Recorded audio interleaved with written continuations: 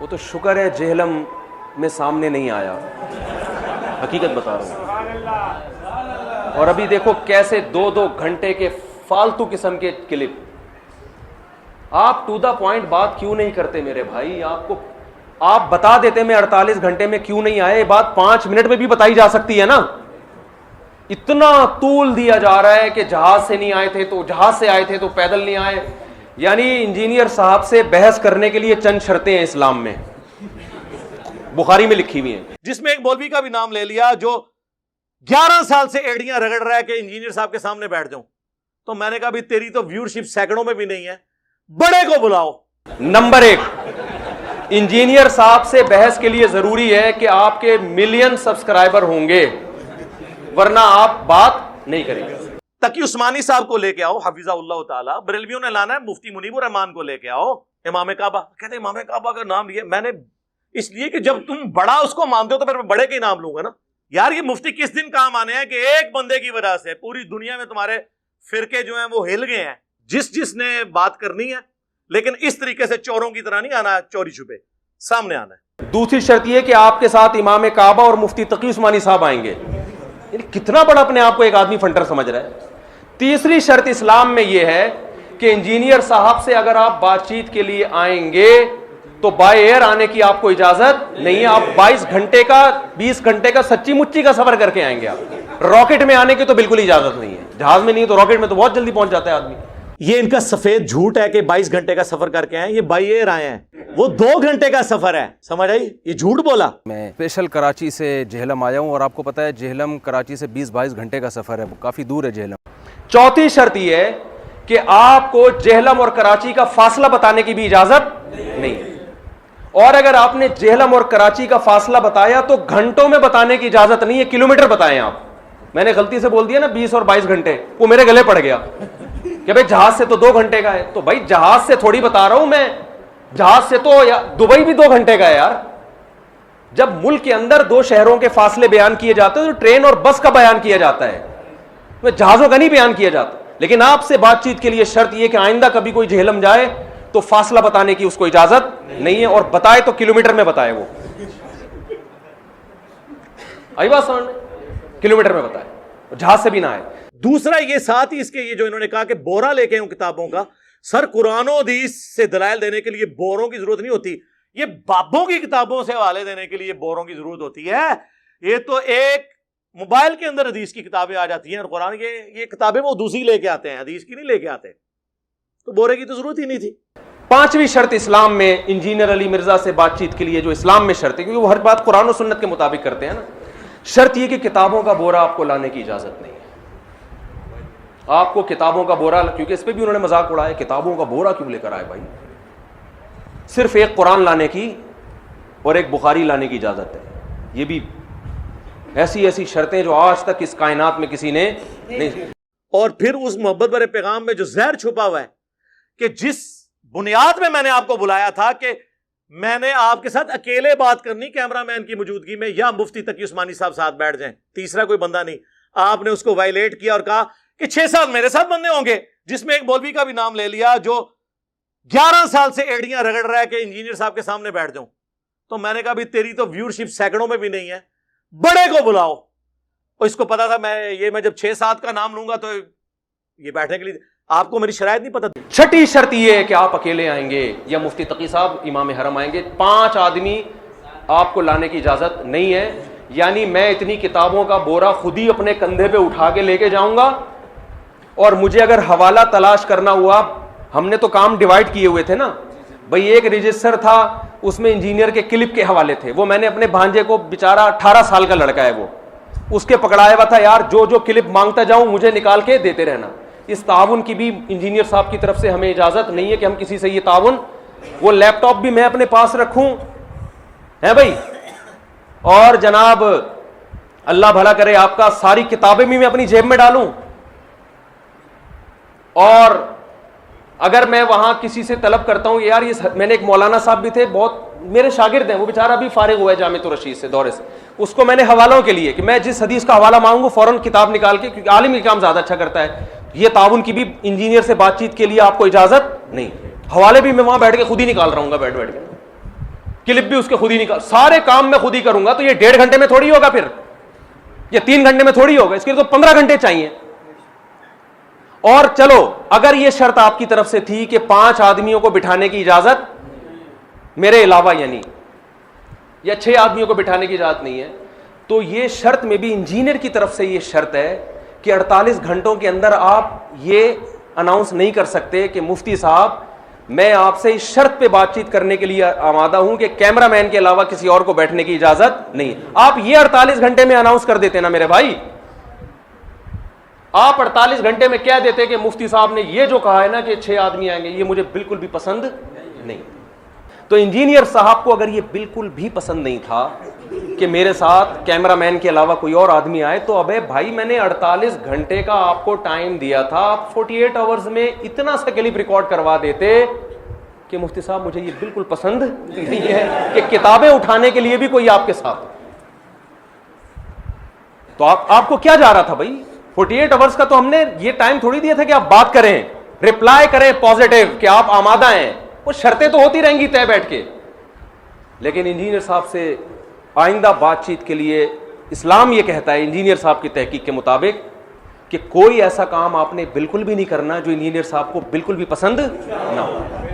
अगर ये हरकत उन्होंने हफ्ते को की होती, आप इतवार को देख लेते, तब ये साफ कर देता। लेकिन उन्होंने भी ढूंढ के मंडे का दिन चूज किया। उनको पता था, उनको नहीं पता मैं इतवार को यहां बैठता हूं। छठी बात, इंजीनियर साहब से बातचीत के लिए इस्लाम ने जो शर्त लगाई है कुरान और सुन्नत की रोशनी में, वो ये कि आपको जाना भी इतवार ही को पड़ेगा।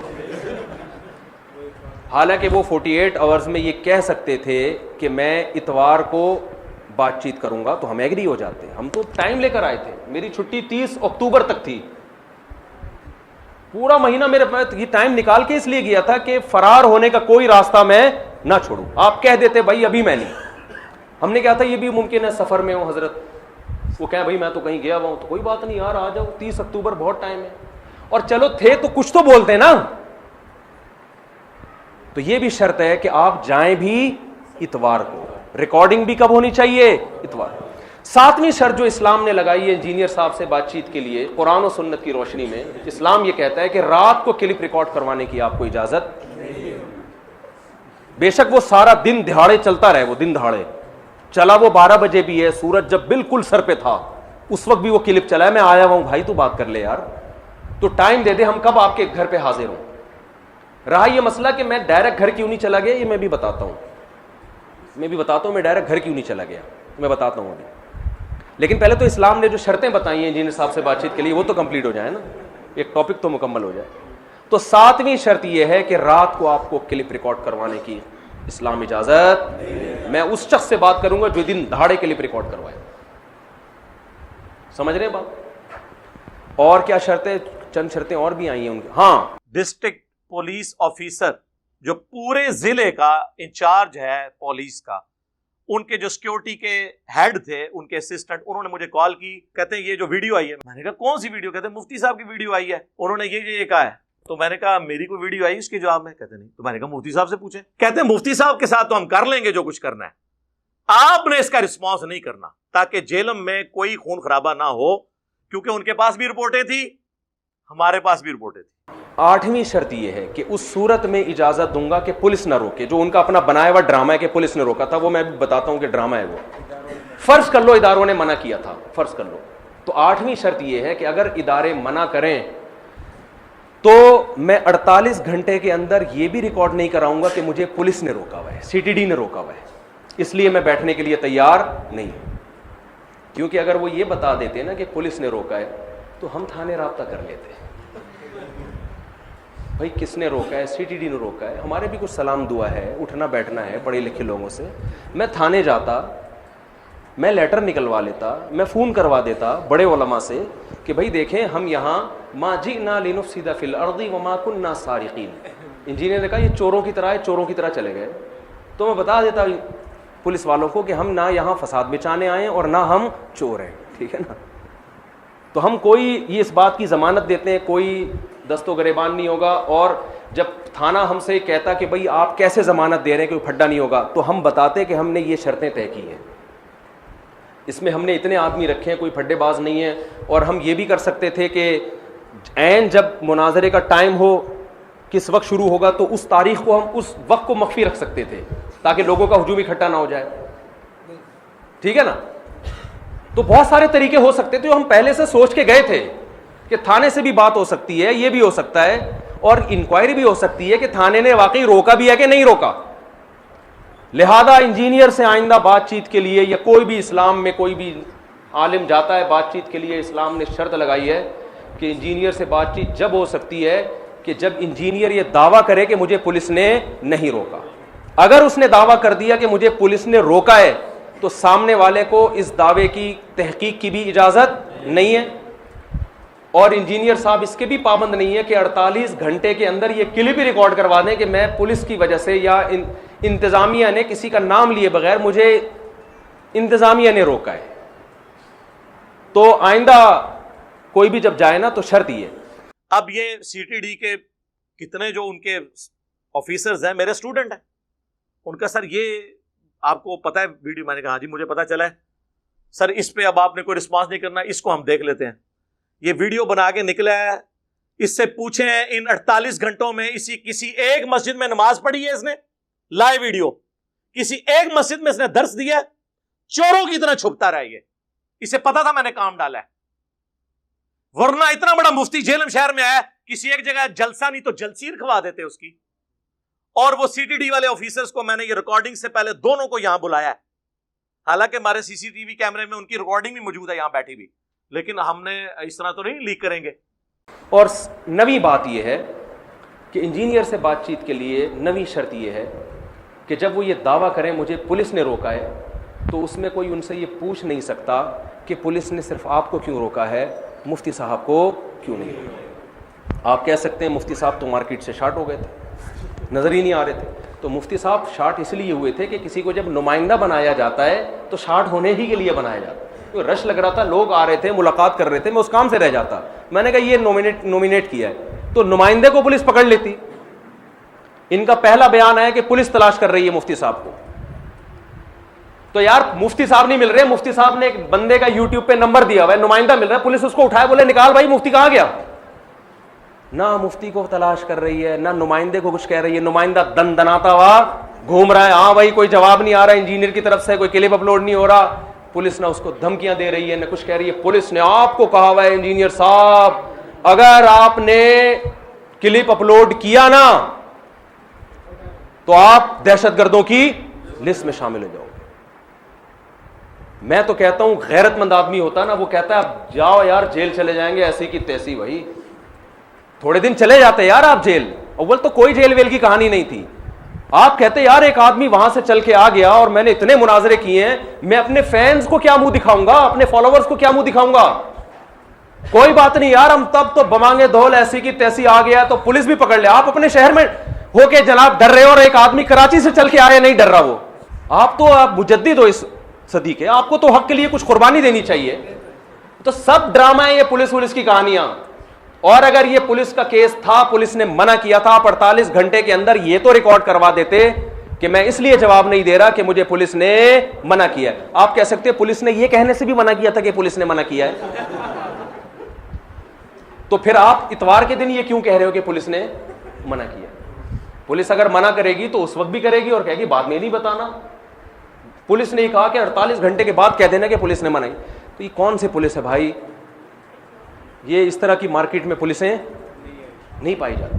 तो ये नवी शर्तें इंजीनियर से बातचीत करने के लिए। और कमाल की बात यह है कि मैं 48 घंटे जेहलम में रहा, उसके बाद मैं निकला और निकल के भी मैं 2 दिन मुजाफात में घूमता रहा हूँ।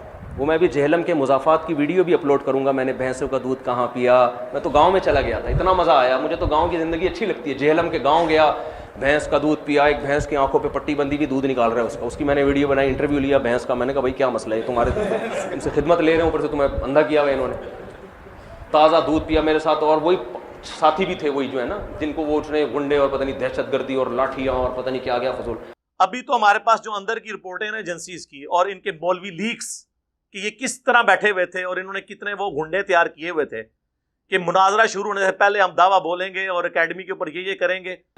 यार कराची से उड़ के कोई किसी के घर पे डंडे चलाएगा जाके? उसको तो खुद खौफ होगा कि जो आता है दूसरे शहर में वो तो डरा हुआ होता है। अल्लाह का शुक्र है हम डरे हुए नहीं थे, लेकिन क्योंकि हमें पता था हमने कुछ नहीं करना भाई, हम कोई यहां गुंडागर्दी करने थोड़ी आए हैं। तो हम मुजाफात में घूमते रहे और दूध पिया और वो बड़ी वीडियोस बनाई हम, फिर और इधर मुख्तलिफ इलाकों में, फिर 2 दिन फिर एबटाबाद चला गया, जुम्मे का बयान, कोई रिप्लाई नहीं। जहां मुफ्ती तारिक मसूद का जहाज कराची में उतरा है और एयरपोर्ट पे मैं आया हूं और चंद लोग खड़े हुए थे फूल लेके बेचारे, ये नहीं कि कोई आधा कराची आ गया हो, चंद लोग बेचारे खड़े हुए थे, वो भी मेरे मस्जिद के नमाजी। वो फूल वूल उन्होंने बरसाए, वो थोड़े नारे वारे लगाए, और कुछ को तो मैंने सख्ती से मना कर दिया, भाई हर फूल की बिल्कुल जरूरत नहीं है, शोबाजी थोड़ी करने गए थे हम। जहां मैं घर पहुंचा हूं इंजीनियर साहब के जवाबात आना हो गए। वो बोलेंगे यार ये क्या हो रहा है यार। तो ये नवी शर्त है इस्लाम में इंजीनियर साहब से बातचीत। ये वीडियो बना के निकला है, इससे पूछें इन 48 घंटों में किसी एक मस्जिद में नमाज पढ़ी है इसने? लाइव वीडियो, किसी एक मस्जिद में इसने दर्स दिया? चोरों की तरह छुपता रहा ये, इसे पता था मैंने काम डाला है, वरना इतना बड़ा मुफ्ती झेलम शहर में आया, किसी एक जगह जलसा नहीं तो जलसीर खवा देते उसकी। 10वीं शर्त यह है कि आइंदा जब कोई जहलम में आए तो 48 घंटे उसके लिए जरूरी है कि लोगों को पता हो कि वो स्टे कहां कर रहा है, खुलेआम मस्जिद में नमाज पढ़े। क्योंकि इनको जो इतराजात किए हैं कि एजेंसियों को पता था ये किधर खाना खा रहे हैं, ये भी आया ना बयान, एजेंसियों को पता था कहां खाना खा रहे हैं, मस्जिद में इन्होंने नमाज नहीं पढ़ी। यह भी जरूरी है कि जब मुफ्ती साहब इस्लामाबाद उतरे तो उनके चेहरे के एक्सप्रेशन ऐसे होने चाहिए कि इस कायनात में सब कसम उठा के कहें कि बिल्कुल भी घबराया हुआ चेहरा नहीं लग रहा। हालांकि मैं बिल्कुल घबराया हुआ नहीं था, पता नहीं कहां से कोई फैन उठा के कॉल खुद ही करवाई है। वो है ना कि एक आदमी कहता है कि मैं अल्हम्दुलिल्लाह 100 रन बनाता हूं जब भी पिच पे जाता हूं। अबे कैसे बनाता? कहते खुद ही बॉलिंग करता हूं, खुद ही छक्के मारता हूं, खुद ही फील्डिंग भी कर रहा होता हूं। आराम से बॉलिंग की, वहां जाके छक्का मारा, वहीं जाके छक्का होने दिया। आप अपने ही मुंह मियां मिट्ठू बन रहे हो, सारे फैसले आप खुद कर रहे हो, शर्तें भी आपकी, शहर भी आपका, एकेडमी भी आपकी, इन सब पे मैं मान लिया और मैं इस पे भी एग्री था। भाई तू 48 घंटे में रिप्लाई तो कर यार, तू पॉजिटिव रिप्लाई। चल यार 6 आदमी हटा देंगे, इन 6 आदमियों को, किताबों का बोरा अच्छा नहीं लग रहा, हो सकता है ना ये शर्तें आ जाती दरमियान में, चल भाई बोरा वार तू बोल तो सही, अब क्या फायदा बोलने का। वो एक आदमी लड़ाई में मुक्का मारना था ना, उसने पिट पिटा के आया तबीयत से, अब कभी यूं हवा में मुक्का मार रहा है, कभी यूं मुक्का मार रहा है, कह रहा है काश यहां से अगर मैं यूं करके मारता तो ये वाले जबड़े पे जाके लगता, यूं करके अगर मैं मारता तो ये नाक पे जाके लगता। ये लड़ाई के बाद हवाई मुक्के तकलीफ होती है। वो तो मैं जेहलम ना भी जा रहा हूं, मैं जेहलम जाके भी जो लोगों से छुपा, पब्लिक की वजह से छुपाऊं कि पब्लिक जो है ना वो घेर लेगी मुझे, सेल्फियां बहुत टेंशन होती है इसमें। लेकिन क्या कहानी बनाई है यार, और आपके जो फैन सामने बैठे हुए हैं, वाह वाह वाह वाह, कैसी बातें कर रहे हैं यार वो बैठे। तुम अकेले आओ तो मैं बैठने के लिए तैयार हूं, तुमने आते ही वो काम किया है कि नो एंट्री हो जाए मेरी, किसी तरीके काम भी डाल जाए अपनी पब्लिक के साथ कि मैं तो पहुंच गया था, उन्होंने डर। और ये तरीका आप देख लें जी, 48 घंटे का टाइम है और इंजीनियर साहब मिल रहे, वीडियो चढ़ा दे, फोन नंबर, बहुत फोन नंबर पे तो आपसे 1 साल से राब्ता है, आपको हमारा फोन नंबर नहीं पता अकेडमी का? 032159000162, आपका एडमिन मुसलसल राब्ते में है, आपके मैसेजेस आते रहते हैं, आपके कहने के ऊपर हमने कई वीडियो से थंबनेल्स के ऊपर से आपकी पिक्चर्स हटाई हैं कि जी आप किसी और देवबंदी मौलवी की पिक्चर लगाएं, मेरी हटा दें। इतना हमने आपका रिगार्ड किया। अब ये वो चीजें हैं जो उनको पता है, उनके एडमिन को भी पता है और मुसलसल राब्ते में है, और आपने ये हरकत की आके, ये भागने का इनका बहाना था। बाज लोगों ने ये कहा जो मुझे थोड़ा सा माकूल लगा उनका अंदाज, उनका मैं जवाब देता हूं। उन्होंने ये कहा कि मुफ्ती साहब आप आराम से इंजीनियर के घर चले जाते, इंजीनियर साहब के एडमिन ने दावा किया है कि इंजीनियर के एडमिन का हमारे एडमिन से बोलो राब्ता, तो राब्ता करके आ जाते। ये यूट्यूब पे शोर मचाने की क्या जरूरत थी? सवाल समझ में आ रहा है?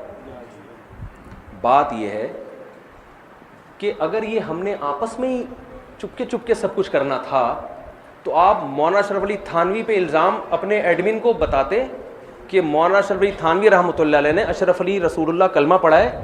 इंजीनियर अपने एडमिन को कहता कि मुफ्ती साहब के एडमिन को बता दो ताकि वो मुफ्ती साहब को बता दे, ताकि मुफ्ती साहब मुझे अकेले आके चुपके से आए, दरवाजा खटखटा के अंदर घुसे और समझा के वापस चले जाए। आप जब हजरत मुआविया रजी अल्लाह ताला अन्हु पर बोहतान लगाना था आपने, तो क्या वो बोहतान आपने हमारे एडमिन पे को बताए थे? वो बोहतान जो आपने हजरत मुआविया रजी अल्लाह अन्हु पे लगाए हैं? फिर आपका हर जगह यही स्टाइल होना चाहिए ना। आप हजरत मुआविया रजी अल्लाह ताला अन्हु पे झूठ बांध रहे हो, उन पे इल्जामात लगा रहे हो जो मैंने हाईलाइट करने थे। वो इल्जामात आपने अगर लगाते ना कि हमारे एडमिन को बताते कि हजरत मुआविया माज अल्लाह नकल कुफर ऐसे थे, और आपका एडमिन फिर हमारे एडमिन को बताता, हमारा एडमिन मुझे बताता, फिर मैं चुपके से आपका आके उसके जवाब देके चला जाता। सारे काम चुपके से होते तो ये वाला भी क्या होता? बोलते क्यों नहीं? चुपके से होता। आप अल मुहन्नद अल मुफन्नद के 3 अकीदों पे अभी जब 2 घंटे का फजूल तरीन वीडियो आई है ना, उसमें भी अल मुहन्नद को हाईलाइट किया है, इसमें अकीदे कुरान और सुन्नत के खिलाफ। उस वक्त कहां थे भाई तुम, जब मैं जेलम में खड़ा हुआ था? मैं तुम्हारे पास यही तो समझाने आया था, मैं तुम्हारी खयानतें कि अल मुहन्नद को भी गलत डिफाइन कर रहा है, अल मुहन्नद की इबारत को गलत वो मफहूम बयान कर रहा है जो उलमा देवबंद मुराद नहीं लेते, बोहतान बांध रहा है उलमा देवबंद पे, और फिर उस पर गलत दावे कर रहे हैं कि ये कुरान और सुन्नत के खिलाफ हैं। तो हम यही तो डिस्कस करने के लिए आए थे। 48 घंटे रहा हूं, कोई बात नहीं, 2 दिन मजीद घूमता रहा, जहां एयरपोर्ट पे जहाज मेरा उतरा और मैं घर पहुंचा हूं, फौरन अल मुहन्नद के 3 अकीदे ये कुरान और सुन्नत के क्या है? खिलाफ है। कभी इसको डिफाइन नहीं कर सकते, ये कभी इसका दिफा नहीं कर सकते। भाई ये बेवकूफ लोगों को मुतासिर करने के लिए बहुत अच्छी बातें हैं, कोई पढ़ा लिखा आपकी इन फजूल बातों से मुतासिर नहीं होगा। मैं आया था अल मुहन्नद, पहले 1.5 घंटा अल मुहन्नद पे बात करनी थी हमने। उसूल तो यह था कि हजरत मुआविया रजी अल्लाह ताला अन्हु के मसले पर बात होती और किसी पर बात नहीं होती। हमारी नजर में अल मुहन्नद से ज्यादा अहम क्या है? हजरत मुआविया रजी अल्लाह ताला अन्हु है। लेकिन मैंने आपकी खातिर, क्या आपने ये बार बार अल मुहन्नद बोलो, तो मैं आ गया, मैंने कहा चलो पहले, मुझे बाज लोगों ने ये कहा कि पहले हजरत मुआविया का मसला होगा फिर अल मुहन्नद। मैंने कहा नहीं, हम इसकी शर्तें मानते हैं, इसको भागने का रास्ता नहीं हमने देना। मैंने कहा यार कोई बात नहीं, हमारे पास दलाइल है, अल्लाह का शुक्र है, 2 और 2 4 की तरह अल मुहन्नद के सही होने पर, तो हमें क्या जरूरत है हम चोरों की तरह? कोई बात नहीं, ये शर्त हम इसकी मानेंगे। फिर आएंगे हजरत मुआविया रजी अल्लाह अन्हु के मसले पर। सारी शर्तें कमबख्त तुम्हारी मान लिया। होना तो ये चाहिए कि तुम आओ कराची, सुबह शाम चैलेंज करते हो तुम कराची नहीं आते तो कराची और जेहलम के दरमियान में कोई जगह तय हो। हमने इस शर्त को भी, हमने कहा नहीं हम जाएंगे, रिस्क मैंने लिया है। मेरे साथ तो 4-4 गार्ड घूमते हैं, लेकिन मैं नहीं ला सकता था अपने साथ गार्ड को। मुझे लोगों ने कहा जान को खतरा है, मैंने कहा कोई बात नहीं यार, कोई काम करने के लिए कुछ रिस्क लेना पड़ता है। कोई गार्ड नहीं था मेरे पास, ना कोई दहशतगर्द, ना कोई गार्ड, कुछ भी नहीं। निहत्ता चला गया मैं वहां पे। सिर्फ एक मौलाना मुसब साहब का नंबर मुझे मिला था, और अल्लाह की कसम इससे पहले मैंने उनको कभी देखा भी नहीं था। मुझे किसी ने बताया ये वहां के मौलाना है, तो चलो यार हमें तो कोई भी मकामी मिल जाए ताकि हम कहीं ठिकाना तो मिले हमें। मैं तो जिंदगी में पहली दफा जेहलम गया हूं। एक आदमी इतना रिस्क ले रहा है, एक आदमी, आपको एक्यूरेसी देखो हमारी कितनी। बाज ने कहा 24 घंटे का टाइम दे, मैंने कहा नहीं 24 घंटे में कुछ भी हो सकता है। रिप्लाई में इंसान कह सकता है मेरी तबीयत खराब थी, मुझे मैसेज नहीं मिला, 48 आवर्स। और 3 दिन का इसलिए नहीं दिया कि बतंगड़ ज्यादा ना बन जाए, तमाशा ना बन जाए। हमने कहा हम बातचीत का टाइम थोड़ी मांग रहे हैं 48 घंटे में, हम कहते हैं बातचीत के लिए पॉजिटिव रिस्पॉन्स का टाइम। नहीं आई बात समझ? इसका टाइम दे रहे हैं कि 48 घंटे में सिर्फ आप इतना कह दो कि मैं एग्री हूं, शर्तें तय होती रहेंगी बैठ के, एग्री हूं बस। और यार इससे ज्यादा खुदा की कसम मैंने आज तक कोई खानदानी बहस मुबाहिसा नहीं देखा जिसमें आपका मुखालिफ फरीक यानी मैं इतना वुसअत ज़र्फी का मुजाहरा कर रहा हूं मैं, उसके बावजूद आपका रिप्लाई। वो इस्लामाबाद में आए थे, उनका चेहरा उतरा हुआ था, वो लोगों से छुपते, हालांकि उनको तो खुश होना चाहिए, उनके फैंस मिल रहे, लेकिन घबराए हुए थे।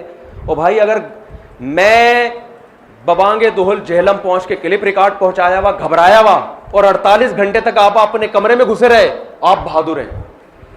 किसी ने सही मीम बनाई है कि इंजीनियर ने गिरवान खोला हुआ है और बहादुरी का ना एक वो साइन, और कहा हुआ है कि अगर मुफ्ती साहब दोबारा जेहलम आए मैं फिर भी नहीं आऊंगा। बिल्कुल सही नक्शा खींचा है। और मैंने ये फैसला किया था कि इनकी इतनी बड़ी शिकस्त हो गई है कि अब मैं इस पर मजीद कोई बात नहीं करूंगा। लेकिन इनकी तरफ से जो क्लिप, जो 2 घंटे की फजूल बकवास हुई है ना, मुझे अंदाजा हुआ इस आदमी को जर्रा बराबर भी शर्मिंदगी नहीं है।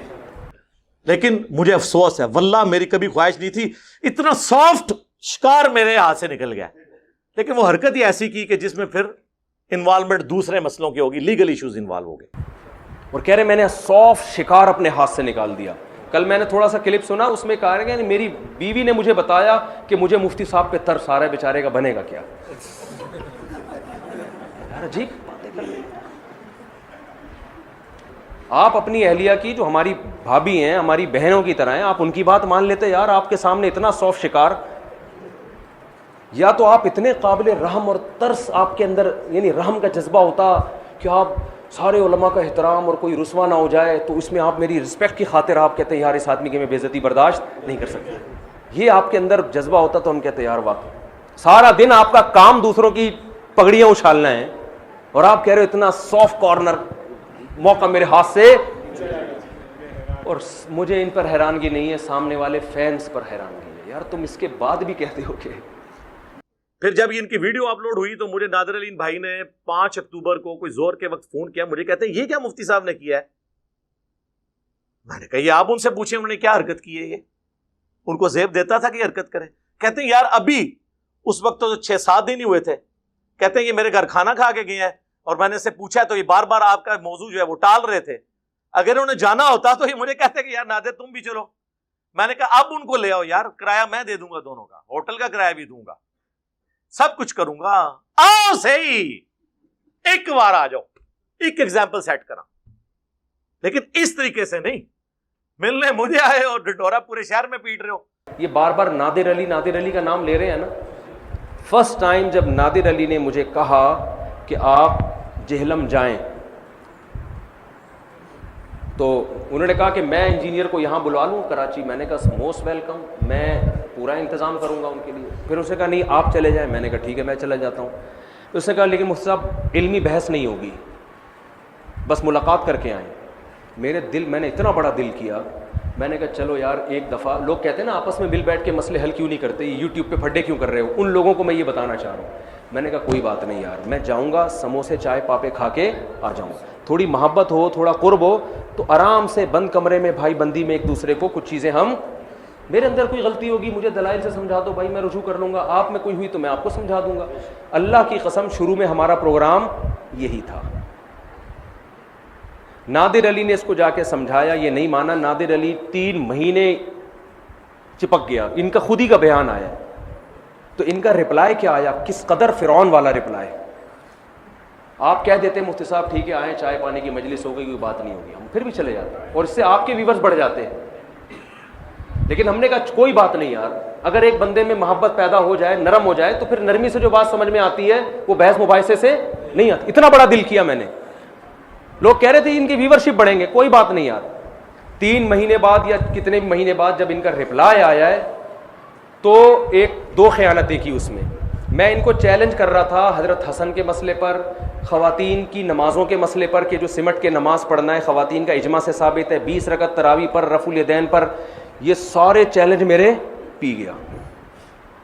और फिर कहा कि अल-मुहन्नत पे बात होगी। जो आदमी जिस पे चैलेंज कर रहा है तो सबसे हाँ हज़रत मुआविया का भी मैंने चैलेंज किया था, तो पहले उस पर आना चाहिए ना। सारी चीज़ें हटा के किस पे, वो समोसे चाय कभी मुस्तरद कर दिया इसने जो पेशकश थी, और डायरेक्ट आ किस पे गया, अल-मुहन्नत पे, जो मेरा चैलेंज ही नहीं था। हमने वो भी कबूल किया। मैंने अल-मुहन्नत को पढ़ना शुरू किया, मैंने उस पर दलाइल दे। मुझे लगा यार ये तो 100% कुरान, इससे पहले मुझे पता ही नहीं था कि अल-मुहन्नत में लिखा क्या है, और वाकई नहीं पता था मुझे, क्योंकि हमारे बुनियादी अकायद तो अल-अक़ीदा तहाविया में है, तो ये कोई ऐब की बात नहीं है, क्योंकि हमारे मदारिस में पढ़ाई नहीं जाती। इसको तो आपने बहुत उछाला है। फिर हमने जब पढ़ा तो हमने कहा यार ये तो बिल्कुल 2 और 2 4 की तरह कुरान और सुन्नत के मुताबिक है, तो इजमाई उम्मत से साबित है ये अकीदे। तो अब मैंने क्या किया, मैंने कहा भाई ठीक है हम अल-मुहन्नत पे बात करेंगे आपसे, लेकिन आप उस पर भी आओ। तो फिर क्या क्लिप रिकॉर्ड करवाए, नहीं तरावी का मसला फुरोई है। जब फुरोई था तो उछाला क्यों था इतना आपने, कितने जगहों से पीछे हटाए, कितनी जगहों से पीछे हटाए हमने। इनकी तमाम शर्तें मान के चलो, ये भी दस्तबरदार, ये भी दस्तबरदार। आखिर में जाके जब पहुंचे हैं तो खोदा पहाड़ और निकला। तो इंजीनियर साहब अब आप अच्छे बिल्कुल भी नहीं लग रहे अल मुहन्नत पे बात करते हुए हजरत मुआविया के। आपकी अवाम ही आपको बुरा भला कहेगी कि यार अब ये जो मुक्का जो लड़ाई में ना मारो ना, बाद में माहिरीन कहते हैं जो मुक्का लड़ाई में याद ना आए वो अपने मुंह पे मारो। तो मैं लड़ने नहीं आया था, बातचीत करने के लिए आया था, लेकिन आप तो इसको एक ऐसा बना के पेश कर रहे हैं जैसे लड़ाई थी। काफ़ी हो गया मेरा ख्याल है। और कोई सवाल किसी ने पूछना हो? दोबारा जाने का इरादा है जेहलम में, मतलब ये दोबारा जाएंगे। The damage has been done और आपसे बातचीत का दरवाज़ा हो गया है बंद। कोई नया नाटक लेके आ जाओगे, हम तो नाटकों के अलावा भी आपके कोई नया नाटक आ जाएगा ना, तो कोई यही बस करते रहो बैठ के। इतना बड़ा एक बात हुई, टाइम दिया, अपनी जान को हमने रिस्क पे रखा, सिक्योरिटी भी नहीं थी हमारे साथ, कुछ भी नहीं। हमने कहा कोई बात नहीं यार, कुछ हो जाए ख़ानदानी से। तो किसी ने बड़ा अच्छा कहा कि मुफ्ती साहब ऐसा ना हो कि मुफ्ती साहब जेहलम में चौथी शादी कर लें। जेहलम में कहीं मुफ्ती साहब चौथी शादी ना करें। और मेरे एडमिन इस बात पर गवाह है। मैंने उससे जब ये इंजीनियर को शिकस्त हुई ना, मैंने कहा देखो हमने इनके ख़िलाफ़ कोई मीम्स नहीं बनानी, हमने इनको रुसवा नहीं करना, जो होना था हो गया है, हक़ वाज़े हो गया, बातिल वाज़े हो गया। लेकिन इज़्ज़त रास नहीं आती बाज़ लोगों को। यहाँ तक मैंने इंजीनियर को पैगाम पहुँचाया कि हमारा आपका कोई इख्तलाफ नहीं है, आप पॉजिटिव वे में काम करें तो मैं आपको सीने से लगाऊंगा, मैं आपको प्रोमोट करूंगा, आप मुस्बत काम करें। तो मैंने खुद पैगाम पहुंचाया और जितनी मीम्स बनी है मेरी तरफ से एक भी नहीं बनी। लेकिन वही है कि इज्जत रास ही नहीं आ रही। वो फिर 2 घंटे के क्लिप में चैलेंज और मैं यूं कर दूं, मैं देवबंदियत को जड़ से उखाड़ के फेंक दूंगा। फजूल किस्म की बातें, आप में कुछ शर्म ही नहीं आ रही आपको यार। तो एक आदमी खुद अपनी इज्जत नहीं चाहता तो मेरा ख्याल है वो इज्जत के लायक नहीं। लेकिन तौबा का दरवाज़ा बहरहाल खुला हुआ है, अभी भी दरवाज़ा खुला है तौबा। अल्लाह समझने की अमल की तौफीक अता फरमाए। वमा अलैना इल्लल बलाग।